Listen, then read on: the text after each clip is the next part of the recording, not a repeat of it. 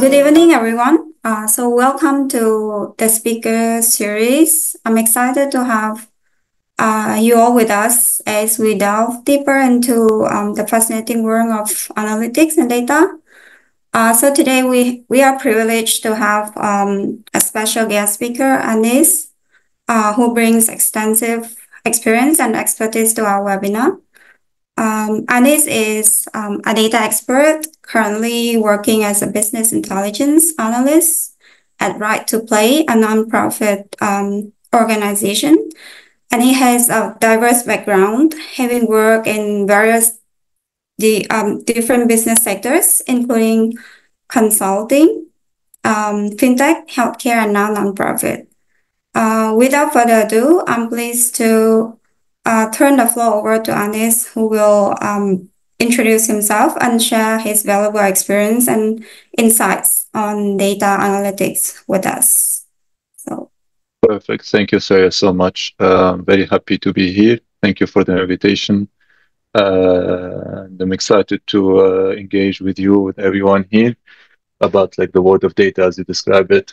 And hear your thoughts also. I want to have this session. We can have it as interactive as possible. It'll be great. We'll share with you my experience coming into the data world. We will discuss like the different skills that I think kind of are makes you stand out as a data or a BI analyst, and tips and tricks, how you can kind of improve your skills and continue that learning process. I just wanna, before I start, can you see my? I just activated my camera. I turned on my camera. I don't know if you can see me. Because I can't see myself. I don't know why. Yeah. Okay, now, okay, it's perfect now. Okay. And I'm gonna share, who can share? I wanna share my screen. I don't know if I have the option. Okay, yeah, I can see it now. Screen one. Bring this then. It's visible. Okay. Can you all see my screen, my presentation? Yeah. Okay, perfect. Okay, so I titled Jumpstart Your Data Journey. I mean, tips and tricks for current or future analysts. And basically today's game plan, we go to the next slide. Today's game's plan is we'll try, the presentation is divided into 3 sections. The first one, I will talk a little bit how I came into my journey into the data world, how I came to be a data analyst. Everyone has a journey. I don't have a background. I didn't start my career in data and my bachelor in business administration. So I don't come from that like a typical data background. We'll talk a little bit about like the lesson learned and during the different experiences I had so far in terms of the things to keep in mind coming into this the data field. We'll talk a little bit, like I dedicated also a section. I want to talk about data visualization, called the data visualization done right. We'll talk more about this. This is an exciting part. And then we'll finish by as aspiring data people, probably you'll take on different roles in the future. Try to keep it generic, this whatever we'll talk about today applies to almost everyone in this field. Is not specific to one technology or trend or programming language. It's our skills that are applicable to everyone that is planning a career, want to build a career in the data world. So talk about that, and then we'll open the floor for discussions. Please, as I mentioned, we'll if you have any questions, put them in the chat. Feel free to ask any questions. This is try to keep it as interactive as possible. Perfect. Before we start, a disclaimer: everything we will discuss today is subjective. It's based on my personal experience. Like things are this field evolves on a like in a fast pace, and like technology and trends keep changing from day to day. So whatever we discuss today is based on my own personal experience. I could be right, I could be wrong in some cases, so take it with a grain of salt. And I'm happy to engage with you if you kind of experience something different, or maybe if you align also on the things we'll discuss today. What else? One more thing. We'll be using data BI very like interchangeably. For me, data analyst, BI analyst are more or less similar in terms of the things that like you will end up doing. It depends actually. Like the main difference is the size of the data team or the organization. So if you work in a big data team, a data analyst will focus more on the data management part of things, and the BI would be more responsible on the reporting and visualization part. But if you work on small data teams or small organization, you'll be doing both, basically handling the data part and the report building and report development and visualization part of things. So just to keep that in mind. Sorry, excuse me. Okay, so let's jump into how I started in this field. So as I mentioned earlier, I have a bachelor in business administration from Curtin University, Australia. My first job was in consulting, was a project coordinator and then monitoring and evaluation analyst. And basically, I was reporting on the different projects we have across the region. Back then, I was based in Tunisia. I was in MENA region, to the business advisor to take the necessary like kind of step, uh, like so basically reporting on the project progress and informing the business advisor like the health of our pipeline. It's basically data informed decision making based on the pipeline and reporting we provide. And then I joined a startup called Flucy. It's in the fintech sector, financial sector, on a very promising project to build like the first KYC solution of its kind. And by KYC, it means know your customer. And basically, what this solution allows you to do is to open a bank account or a payment account 100% online and do all the verification steps from your smartphone. I know it's something you can do here in with few banks in Canada, but back then, this was in 2018, was really like a unique solution and the first of its kind, even in Africa, not even in the MENA region.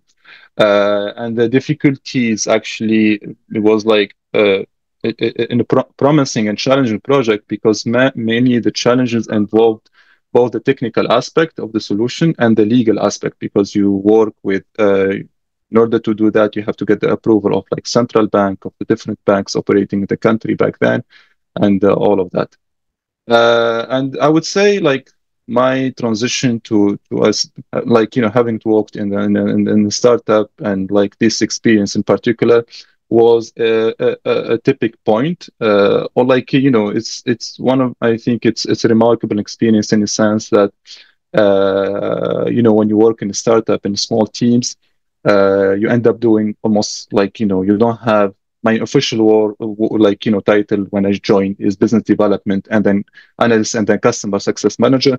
But honestly, the reality of things, you end up taking so many hats. You end up working on so many things. I was a business development analyst. I was a pricing analyst. I was a market research. I did like business, like I worked with the tech team. I did the onboarding. I handled the last part, the customer success manager. I was also doing BI work. So you take on so many hats, and then like you get that level of exposure on like different areas of work in a workplace that was very very important for me to help me decide on what I want to do next. And like that level exposure helps you like kind of okay, now I want to move in this particular field. You get exposed to so many things, and then like you get like, okay, I like this field, I want to like dive deeper in this. And that's what happened basically. I was like I at some point of my job with the fintech, with the startup, sorry, I was doing BI reporting. I was reporting to our partner banks on the number of users we are onboarding through our app, and I enjoyed that. Like, I thought maybe it's about time to specialize in something in BI and data, and that's where I made the move to IQVIA. It's a healthcare analytic multinational, Fortune 500. And I joined them as a BI consultant. So like this, it's basically purely data and BI work. And I joined them to support on. They had a huge project to transition all their reports from a legacy BI system that was internal to IQVIA to Power BI. And that was my start of my journey in like typically in the data world. And then I moved to Canada and I joined Right to Play, a nonprofit edtech/edtech organization that focuses on children education, integrating play-based methodology across the world. We are present. We are like a 600 people organization present in 20 plus country, and with a reach of 4 million children in last year throughout the different programs we had. So from this slide, I mean, the main point here that I want to emphasize and stress from this slide is like, regardless of the experiences I had, regardless, I worked in 4 different sectors, 4 different experiences. Data was always a core component of every project I worked on and in every sector I was involved in. So, like I mentioned here, common denominator between all these experiences is like the prevalence of data and how data is important and is like a main driver of different project and the success of whatever project I worked on. So whatever field you end up working in, or like whatever position you end up taking, in the future will be involved with data, whether directly or indirectly. So that's the beauty of the data world. I always like say it's regardless non-profit, consulting, technical, government jobs. You'll end up, especially now in the future, you end up working with data.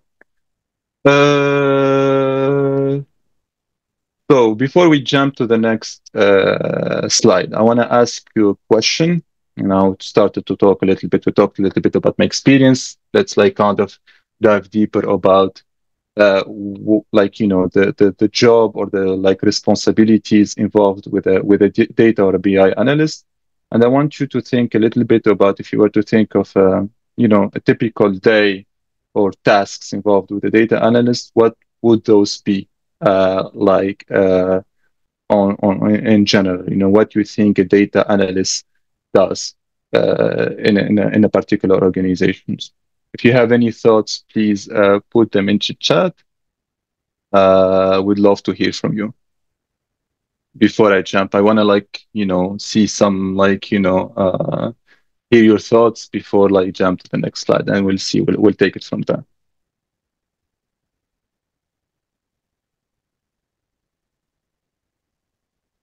And Saria, if anyone has an answer, let me know, because I'm not looking at the chat. Otherwise, I can also continue. It's fine.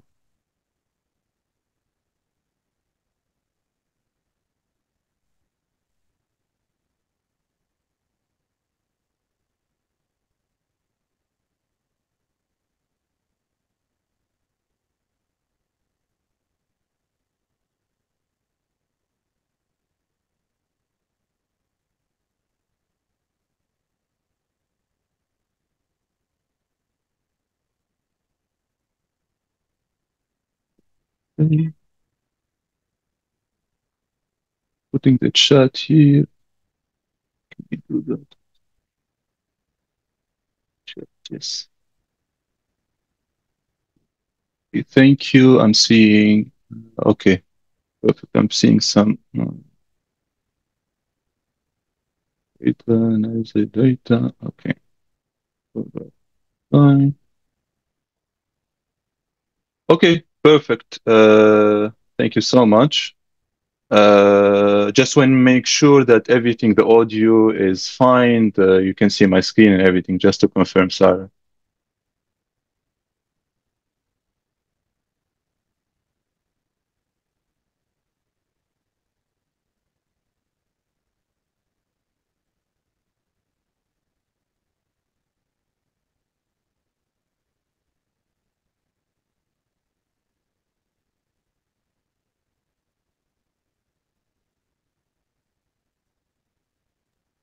Yeah, we could hear you, Anis. Okay, Yeah, perfect. Just okay.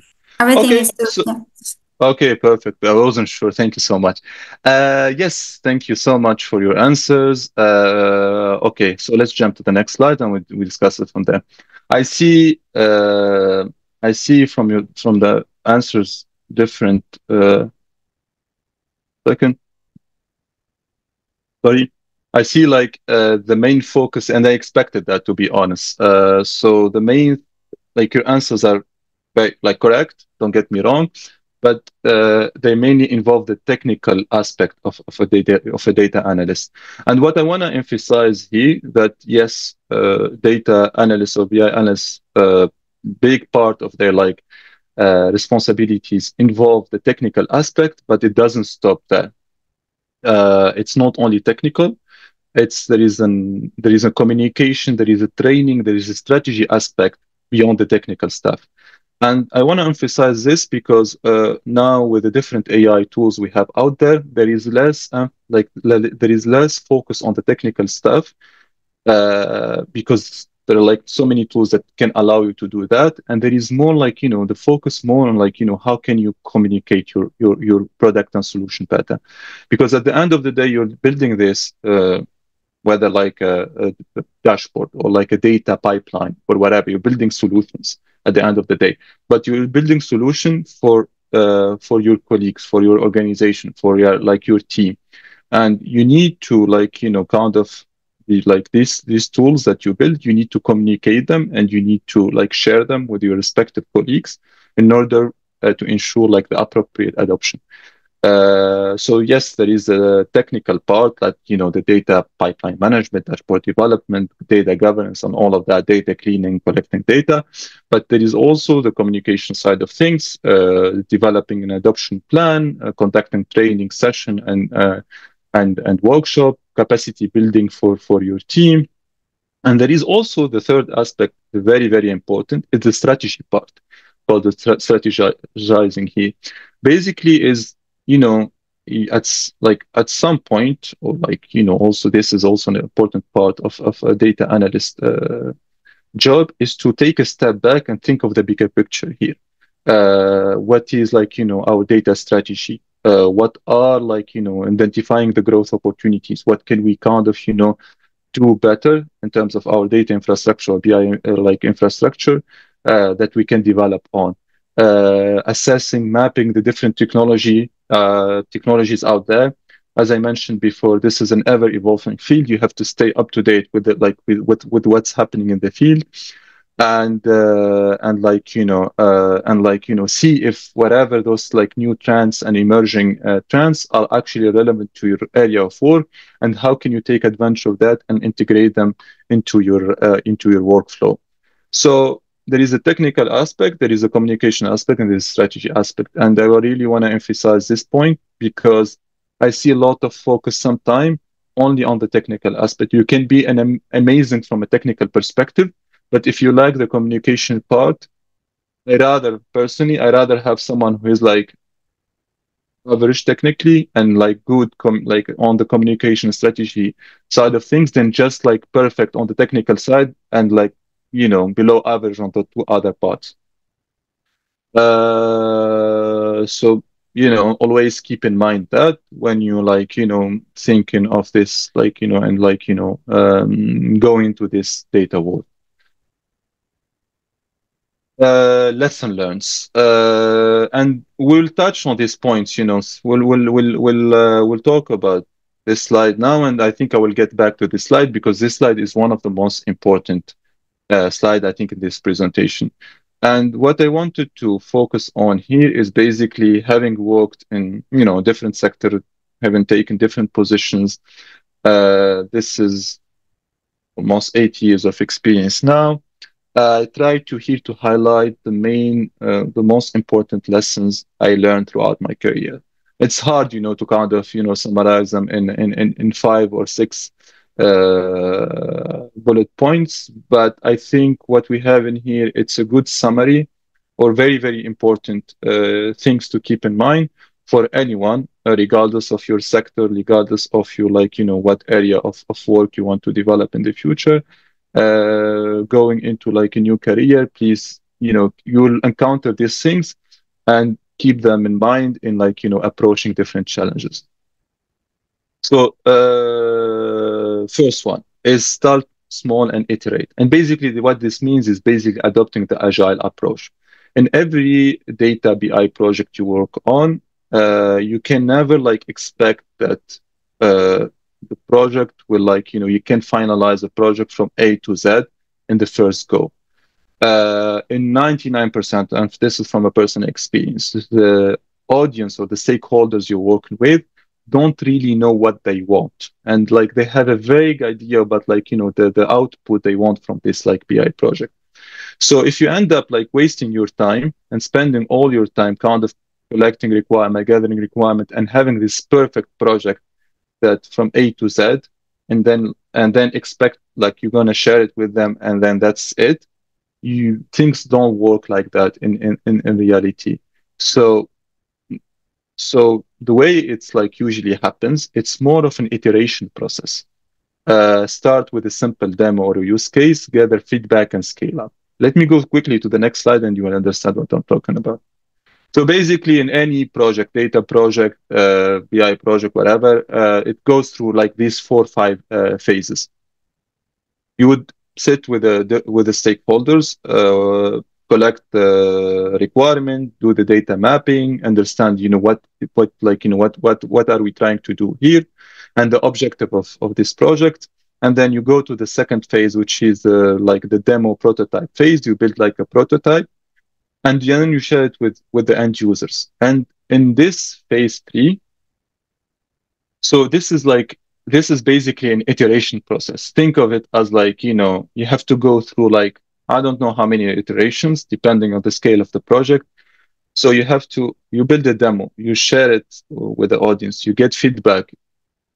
Sorry, you incorporate that feedback, and then you do again, you go through another cycle of iteration until you get to a version where things are looking good, things are looking things kind of align with the final expectation of your stakeholders, and then you can go and deploy your project, and then it's about, then it becomes about the maintenance and scaling phase. So point is always start small. Don't waste your time in the initial build. Have something ready that you can share with your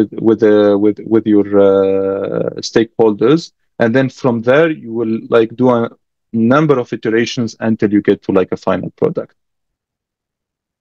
The second one, automate, and then optimize. When you think of this field, the data field and the BI in general, at the end of the day, our job is basically to automate. So think about an organization that has 20 Excel reports that are done manually, and that gets updated on I don't know, weekly basis. There is so many mistakes because you have 20 version of the same Excel file and all of that. I mean, the whole premise of tools like Power BI, Tableau, ClickSense, whatever, is to automate this process, automate the data collection, the ETL, the report part, and then the data visualization. So you remove that manual process, and you're automating all these different stages and phases. So the user has gets a report that they can just filter, they can touch the backend of the data, and then of course they can't mess up with the data behind it.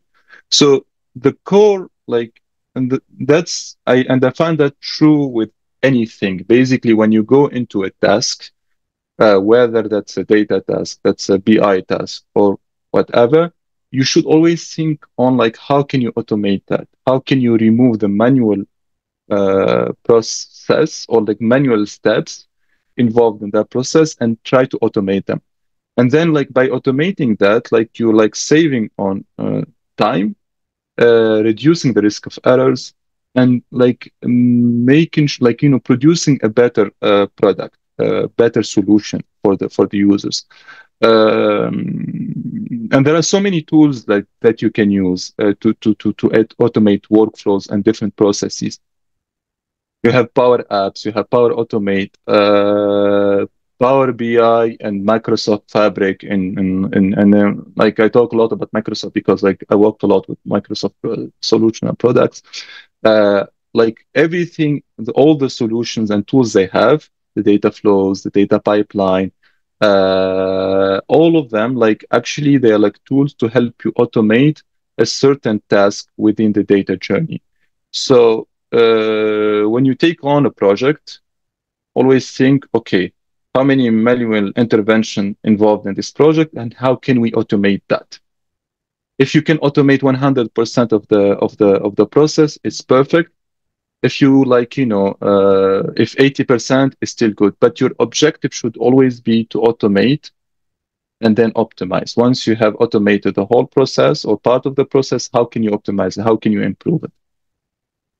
So that's one thing, one very important thing to keep in mind. The third thing is clarify semantics. Always, when you are engaging with stakeholders or users, know your own audience, understand your audience, where they're coming from, and I would say model or adjust your language based on that, your semantics. So if your audience is from, I don't know, executive team or sales team, there is no point in like, like talking or like using technical jargon or complex technical jargon with them. They're not, they're not going to understand you, and probably you're going to lose, like kind of lose the momentum and lose the idea you want to convey.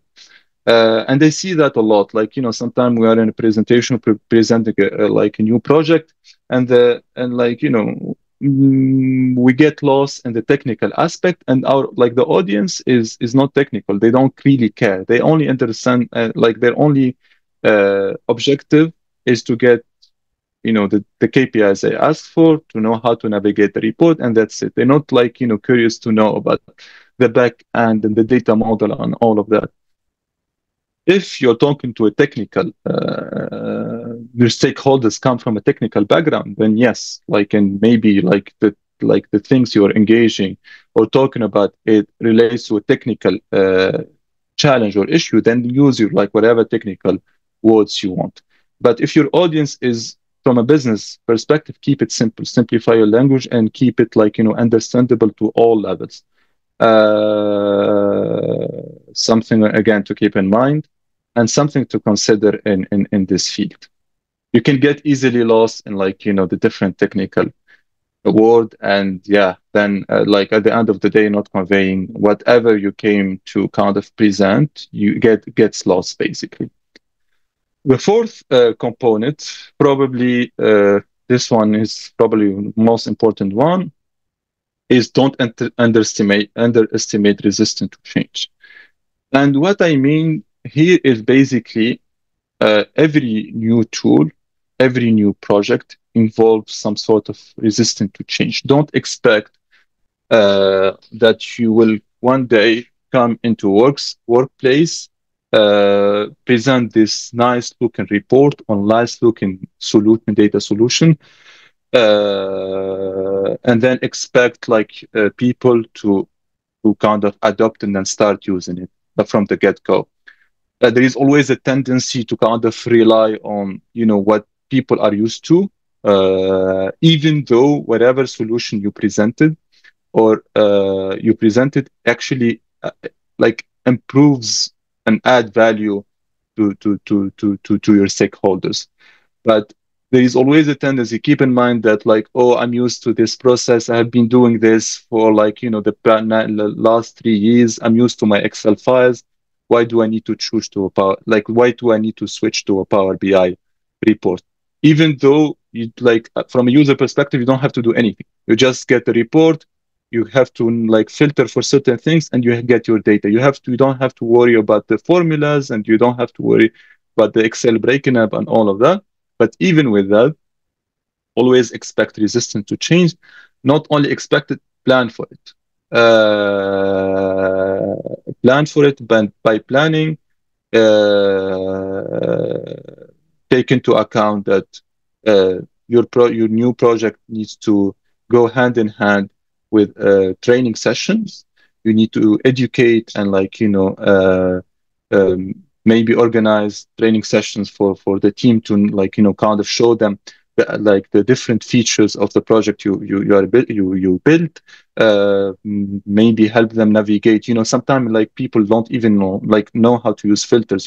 Like everything is in front of them, but like they struggle with even the basic things. So keep that in mind and plan for that. The last thing I want to finish with for this slide is, as a BI consultant before, analyst now, we build a number of nice looking reports. We build complex data architecture. But at the end of the day, the only measure of success for us is how many people are using our products. Uh, by products, in my case, is how many Power BI, if I have 6 Power BI reports or dashboards, how many users are using those reports and the frequency of usage, like two things: number of users and the frequency of users, and how well they are integrated in the business process or workflow for the teams we build these reports for. Because the objective here is not to build something for the sake of building, like a nice looking dashboard. The objective, we build something so people can use. And if no one is using your reports or whatever solution you build, it's honestly that's a sign that your project failed in a way. Even though from your perspective everything is looking perfect, you did everything right, you built the right report, you have the right KPIs in your report, everything they asked for is there. But if no one is using it, there is an issue there, and that issue needs to be addressed. That's why I go back to adoption. Is for me is the key measure, not the only measure, is the key measure of success of any project. Maybe I will stop here for any questions. Yes, I think so. Sarah, yes, I want to stop here for questions before I move to the next part. If you have any question about what we talked about resistant to change, about the different tasks that were involved with the job of a data analyst, or any comment on what you we discussed here, please feel free to share or come off mute and share your questions with everyone. Or Sarah, if you have any questions, also please feel free. If anyone has questions, please feel free to share, or you can just type on the chat. Otherwise, I think Anis, we can proceed until the end, and then we keep that for Q&A. Okay. Yeah. So we'll allocate 15 minutes for Q&A. So let me go touch quickly on the different parts. Okay, so we talked about lesson learns.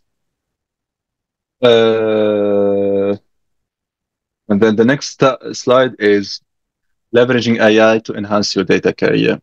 There is a lot of buzz about AI now, and understandably, it's like a tool that adds so much value to your work.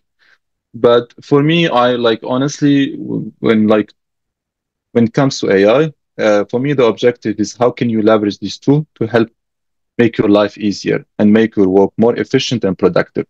How can you kind of leverage this tool to kind of make them work for you, as this meme actually entails? And it for me, AI now, I'm using ChatGPT as I have 2 or 3 data assistants working with me.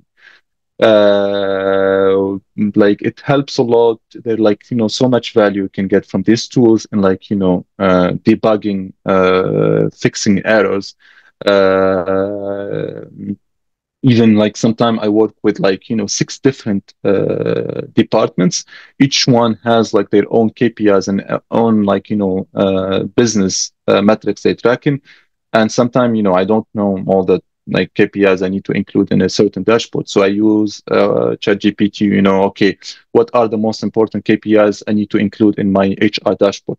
And it gives me like a nice like starting point that I can build from and deciding on, okay, the core KPIs are this, we can do this in the future, and so on and so forth. And like also, like, now I use ChatGPT to kind of automate and simplify complex and like, tedious tasks that requires a lot of like manual work or copy paste. Sometimes you can attach a screenshot and like ask ChatGPT kind of, to reformat this or kind of use the same, like replicate the same language. So you just always think how can you use this tool to make your work much more efficient and make yourself more productive and basically produce more in the same amount of time. And the third part, we talked about, the job of a data analyst, lesson learns, a little bit on AI. I want to talk about, I want to dedicate like 5 to 10 minutes to data visualization because this is an area where I see a lot of people struggling with. It's an easy, probably this is like people think this is the easiest part in a data or a BI analyst job, but actually it's very challenging to get this part right. And we will see with example, we go quickly through like real examples on like, difference between data visualization done right and data visualization is like completely off. So the first concept when thinking about the topic of data visualization and building reports, here now we're talking more about the BI part of things, business intelligence, is always to keep the user when you're building and designing reports. You have to adopt a user-centric approach, a persona-based design, a design based on the audience and the users of your reports. Identifying the different users is the first step to ensure that information is presented in a way that supports the business objective. And then from there everything is easier. Like the architecture, data model, everything becomes easier. Like a report intended for the executive team is completely different from one that like is that like serves like an operational team. Let's say an executive level, like they're only interested in like the high level KPIs. Let's say if you're like doing like reporting on sales of a particular product, you're only looking at like probably your executive team is only looking at okay, our sales versus whatever target we set at the start of the year. If you at an operational level of like your report is for more for the sales and operational stuff, then you have to go more granular. You have to dive deeper in the data. You have to present your KPIs and your visuals in a more granular way. They're more interested in looking at like let's say sales of a particular product in one particular region or city. So you go more deeper into your analytics, and that only you can only determine that based on your audience and based on who's going to use this report. So please always keep that in mind. That's your like first key to build a successful visualization project. The second point I want to touch on is the so what dilemma. I see so many reports out there, nice looking visuals, nice looking graphs, and so on and so forth, but they don't tell you anything. Like you look at a number and then so what? Like what does this number tell? What does this number tells me? Is it good? Is it bad? Is it like, and does it indicate like we need to do something? And when you're building this report, always keep in mind that you're showing like your objective is not to build a nice looking report. Your objective to build something that will drive the users to ask the right questions. And I really like this quote that says the greatest value of a picture, here it could be a visual, is when it forces us to notice what we never expected to see. You look at something and then you have to kind of from there, okay, oh, we're doing bad in this. We need to do then you need to take the necessary decision. And that's where we go to the data informed or data driven decision making. It's through this kind of process of asking ourselves the so what question, what's the purpose of that visual. And I want to show you examples here of how we can transform our visual from a simple not like table to a table that indicates something. Let me go. I'm gonna jump 2 or 3 slides. I want to go to this slide. When you look at this report, for example, it's a dashboard on HR. I think it's employee overview, so it relates to HR. And I see a number of KPIs here. I see a number of figures. Okay, we have 740 employees. We have a head count of 526. Okay, so what? What does that tell me? Is it good? Is it bad? I'm seeing exits, voluntary exits and voluntary exits, 108. Is that a good thing, a bad thing? It doesn't tell me anything. Sorry. You can see here, there are so many visuals. There are so many I get lost when I look at this. I don't know whether the main idea or story I want to convey here is from this KPIs or from this line graph. And then when I look at this line graph, what I'm trying, what are we trying to say? So the point is, when you build reports and when you're doing data visualization, always ask yourself what story you want to convey, what story you want to tell your audience, and how can you convey that? And I will show you now an example how, report, how can we improve this report a little bit? So we have a cleaner version, a version that easier to read, and that will stand out with our audience and help them, guide them through that data informed decision making process. So let's see how we can go from this report to this report.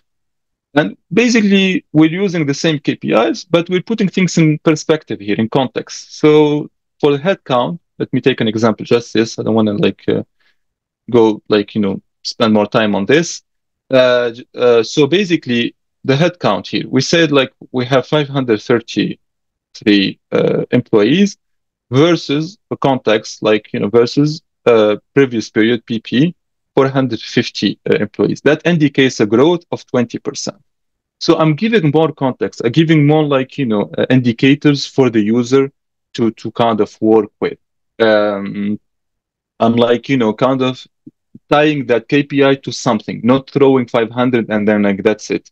That's the kind of gymnastic you need to do when you're thinking about this project. And also choosing a number of relevant KPIs. No need to kind of jam your report with 20 visuals. Choose the most important one. Keep kind of that consistency. Use the same color theme that aligns with your organization. And keep it simple. Use this different segmentation. There are different ways you can kind of segment your report and make it easier for the user to read. So the core concept here, let me go back to this slide, is when you're selecting your visuals, they have to be purpose-driven. Choose a visual that best serves the purpose of the dashboard. Simplicity. Simplicity for me is the key. Avoid clutter. Your objective is not to put as many visuals as you can in a particular report page. That's wrong. Avoid clutter by selecting the most straightforward visual to convey your message. And consistency, use the same color, use consistent color across different visuals you have. I wish I had more time to spend on this. I included other examples, but I don't think we'll have the time today. But I just want to highlight the importance of giving data visualization justice in the way we build things. It's easy. It's very easy for me, this is an example of drag and drop.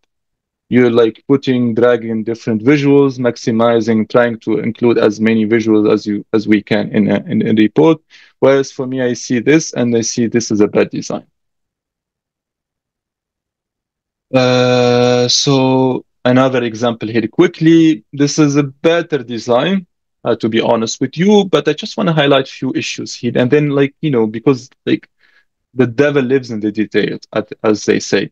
So the issue, for example, with this report page is that I see some like inconsistency issues in terms of the format of different numbers we use. Here we are using 1.2 million, and in this slide we have like we're using a different format. We always like want to keep the same consistency in terms of the format you're using, and then I can see here in the table that like the name of the column is kind of divided over two lines. That's something to be avoided. Just want to highlight quickly on the here. We can see, okay, it's good that this user like report builder had like, okay, we're looking at actuals versus budget, how much money we're spending versus the budget. But the issue here, you were using the million in terms of like the format of this number against a budget. We're using a different format. So always try to keep the same consistency. Here I can see here there is a visual that doesn't tell me anything. What's the point of including that? If we can remove it, remove it. Always make it easier for the user to kind of get the most important KPIs from your report. The table is too big. It's too many things here. Simplify it. Max 3, 4 data points, no more than that. Quickly, okay, finish with this and then open the floor for Q&A. Now we talked about the different like aspect involved with how can you kind of build our different most important skills for a data analyst, things to keep in mind, learning lessons. I just want to like here summarize the most important thing is to stand out as a data analyst for anyone now is trying to build a career in this field. And so key skills for data analysts. I try to keep them generic because I didn't want to, I don't want to like tie them to a particular solution or that particular technology. But these are like, overall the key skills that one like must have in order to kind of succeed in this field. Knowledge of data modeling. There is a lot, the backbone of a strong BI project is a well-designed data model. So there is like sometimes you look at a nice looking report, but you look on the back end side of things, and it's a mess. So you have to master the art of like data modeling, know how to optimize and automate processes, and automating would be something as simple as automating the data refresh process, automating the different like kind of reports you have. So instead of like manually sharing the report with X number of users, you can set up like different processes that allow you to do that. And always like look in a resume or a CV, I look at like what kind of terms of job experience and what they like the candidate included. Did they work on an optimization or like automation project? Because it helps a lot, adds a lot of value.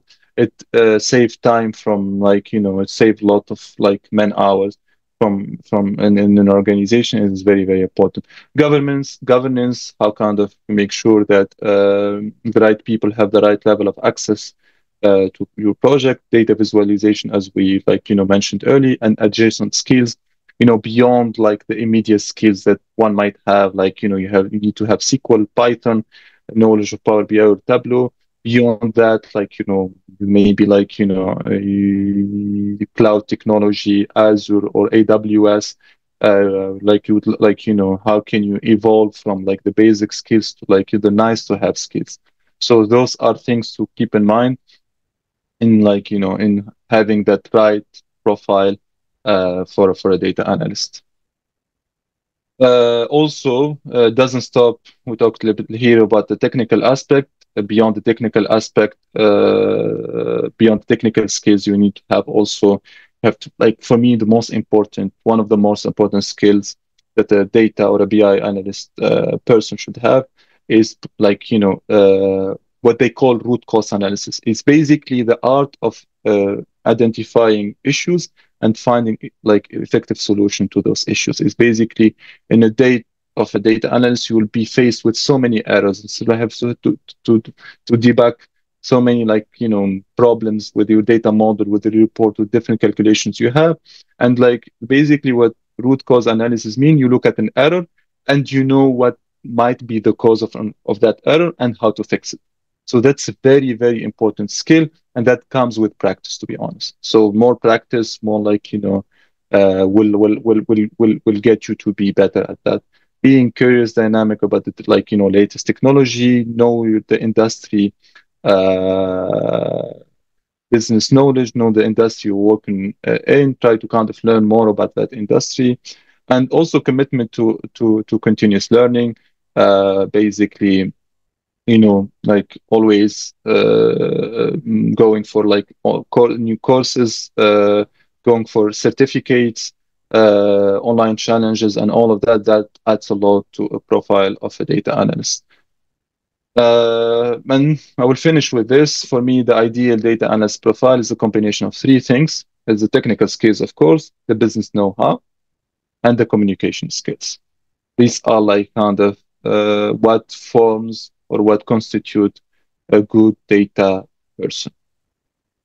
Sarah, I think I will stop there. I have another slide, but I don't think we do have the time for that. I stop there for like any questions or comments, anything you have. Thanks, Anis, for your presentation. I think, yeah, Dugu will have facilitate the Q&A session. So welcome, Dugu. Thank you, Sarah, and thank you so much, Anish, for sharing such a useful information. Thank I you. assume we all might have some questions, and I would like to ask few questions on behalf of everyone. Yeah. And I would also like to invite everyone to put the questions on the chat box if I miss out on anything. All right. So, Anish, where do you see this particular role in next 5 years? Good question. You know why I kind of highlighted like the communication, like business aspect of this role more than technical aspect, because I feel they're going to be less focused on the technical part. I mean, it's important to like know how to work with SQL, data modeling, ETL, and all of that.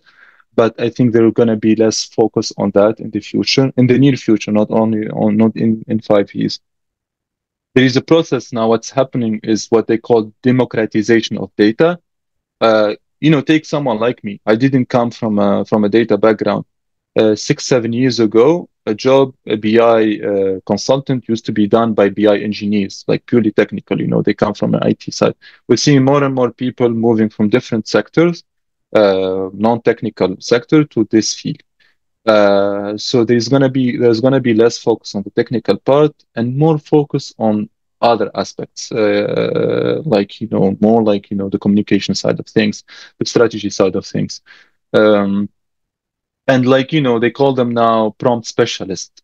Basically, like the art of with AI and everything is asking the right question and like guiding the AI model to do the right thing. And I see this way. I mean, I work a lot with Microsoft products like Microsoft Fabric. There's a lot of focus on like that AI component, Copilot. Basically, it's basically you would write a prompt and they can design like a dashboard for you.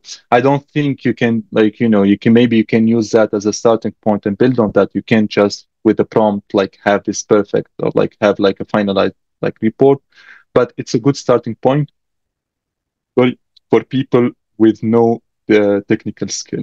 So point is less focus on the technical part, more focus on expanding your knowledge on other things. All right. Thank you. And how do you think someone can improve their skills, like someone who is new or someone who is already established in the industry? Actually, this is a slide I didn't talk about. How can you practice it? practical steps to improving your skills. I mean, when it comes to the technical part, for me, I consider for me certifications as like what stands out to me. I know that like everyone there are like the online courses also they're important, but having like if you are interested in Microsoft or like Tableau or Oracle, having certification from that particular provider is very, very important, and it differentiates you from other candidates. So that's one thing. Having like participating in online challenges and hackathon, and having like a good profile on GitHub, like showcasing the different projects you worked on. Because think about it, at the end of the day, you're like applying to a job. There are like probably 200, 300 people applying to the same job. How can you differentiate yourself? So these are like practical steps that you can use to kind of differentiate your profile. And I would say I will finish with quality over quantity. Like it's so easy to get lost, and there's so many things out there. And like I see many people, like fresh grads, they're trying to kind of like like learn about so many things. I would say focus on like choose four, two, three, four, five things, and focus on like developing your skills and mastering a few key skills better than like than like trying to kind of learn about a broad range of topics, but at the end of the day you don't really know much about like in terms of quality, and how much you know about a particular subject is not that great. So focus on a section or a field, and like kind of allocate most of your time and effort in like developing your skills in that. All So I right. would say these are the things you can do as like to kind of improve your skills for someone who's starting in this field. Sure. Thank you. And so, like, what are the key challenges of being a data analyst? uh, I mean, I think dealing with the human aspect of the job. I mean, by human meaning that like you build projects and products, and then you have to back to the adoption and adoption that we talked about. At the end of the day, your success is measured by how many users are using your solutions. And for that to happen, there is a lot of training and communication and stakeholder engagement that needs to happen in order to do that. So I always tell people, don't underestimate that part. Don't just build something and like leave. They're not going to use it. You have to like keep track of number of users, engage with your stakeholders to understand if they have any issues using your solutions. So there is a human element that is very, very important in this job. All right. So we also have a one question from a student. So can a cloud engineer switch into the career into data analyst if she has some sort of qualification in it? I think so. I mean, like, I think honestly, I think anyone can move to like, especially the cloud engineer. So you come from, I'm assuming you come, like, you have more of a technical background, which is good, gives you a competitive advantage. So definitely yes. And actually, that's a perfect, like, kind of, I feel like you're kind of combining the cloud technology side of things plus the data analysis, like BI aspect of the job. So which kind of constitute kind of one like the ideal profile. So definitely yes. All right. And then I see that there is a second part of the technical skill. Right. So I won't take much of your time. Maybe one last question. Yeah. So as a data analyst expert, what do you recommend us and the future analyst to learn to be ahead of the curve?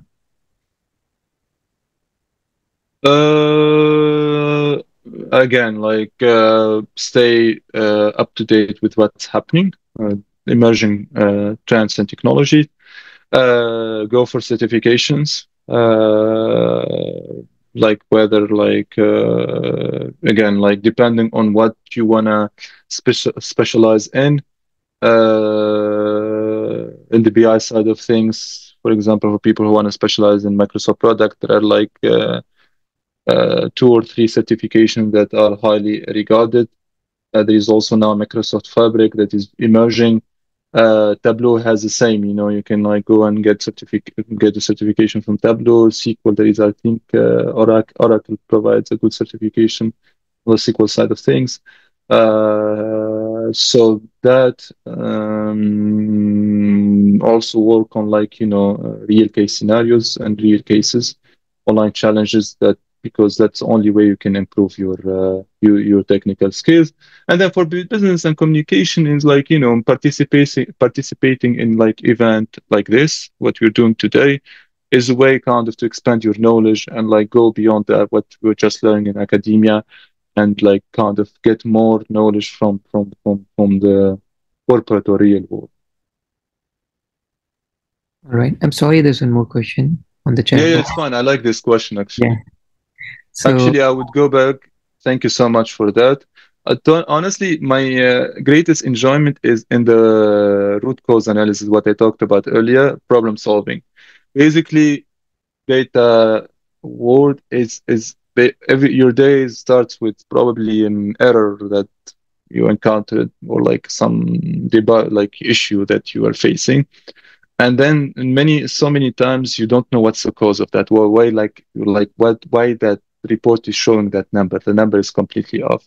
And that art of, again, go back to root cause analysis, like, trying to kind of pinpoint the cause of that issue, and like what could be the solution to that issue. And then, okay, that part is very annoying, but once you solve it, you get like so much pleasure from doing that. So I really like that. It's like, it's a game.